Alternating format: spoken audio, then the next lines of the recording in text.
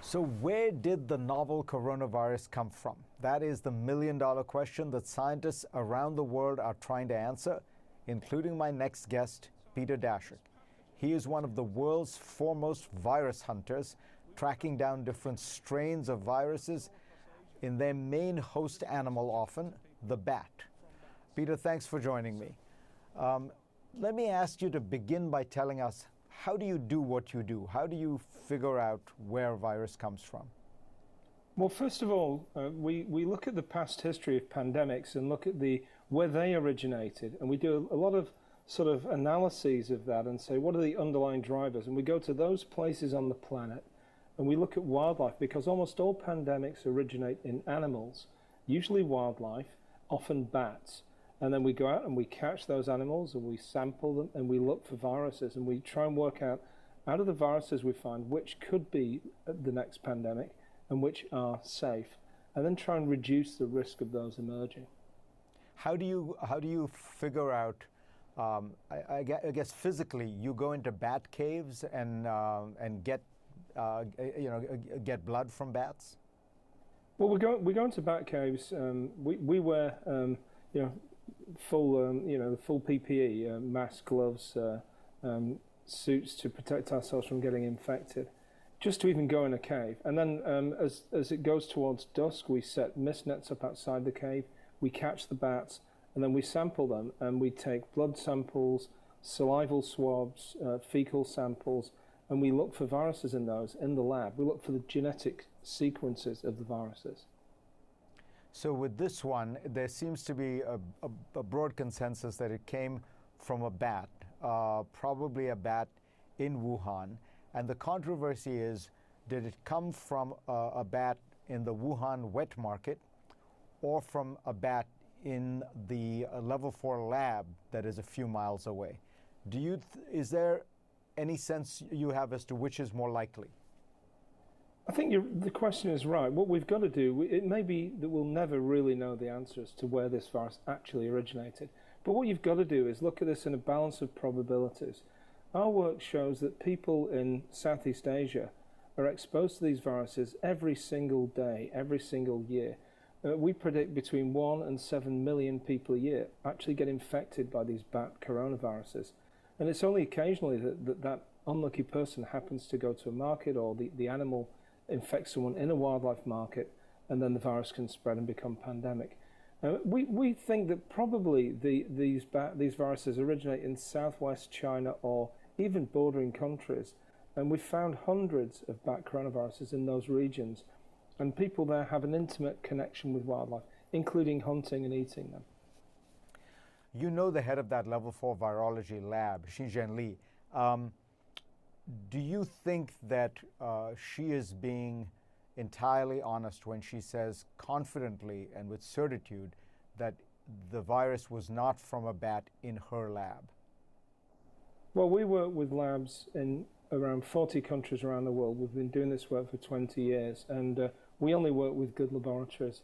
Zhongli Shi is an excellent virologist. I have no reason to believe that she's not telling the truth.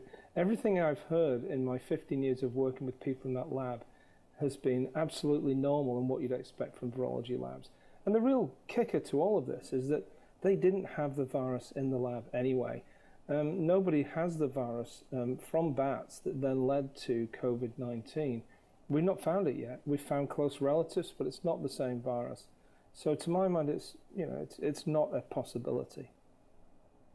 But there is a concern that there has been some cover-up, may be too strong a word, but the Chinese government is not allowing researchers access to the lab. They have not shared information.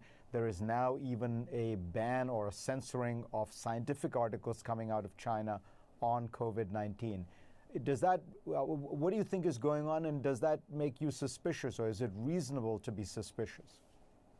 Well, I think what happened is after we found this pandemic, it became politicized. Early on, China was very open. They shared the full genome sequences of the viruses openly with the rest of the world very, very quickly, quicker than we've ever seen this before for any country, really.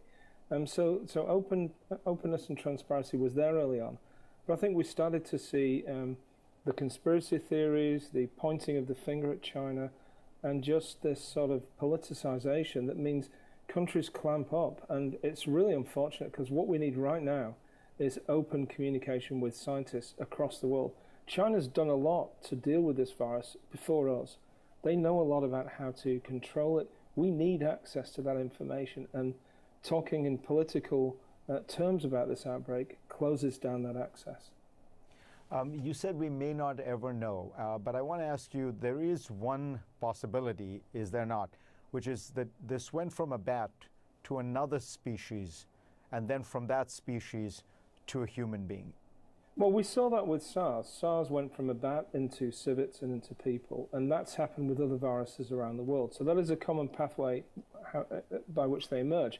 You know, they get into another species that's farmed, for instance, where there's a lot of them, and it just amplifies the amount of virus available to infect people. And a final question, just to explain to everybody, why bats? I mean, explain how bats have a high immune system and they gather together. What explains why bats are the source of all these problems? Yeah, I feel really sorry for bats, because they don't exactly get a good rap in human history anyway. And here they are carrying these viruses. Well, the viruses in bats don't seem to do much damage. They're in the GI tract. Bats carry Ebola and Marburg virus, rabies, and others. And usually they're pretty harmless. And what we think is that bats have an ability to carry a higher viral load, a higher amount of virus in their body, and a high diversity of viruses. And that may be related to the fact that they're the only flying mammal. And flying has such a stress on the system that their immune response would constantly be reacting to the breakdown of cellular products.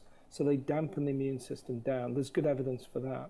And don't forget, you know, bats are actually very common, very abundant, very diverse, about 1/5 of all mammals.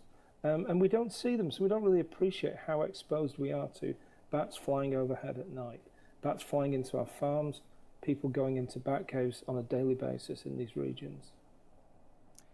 Peter, this has been so illuminating. Thank you so much for joining me.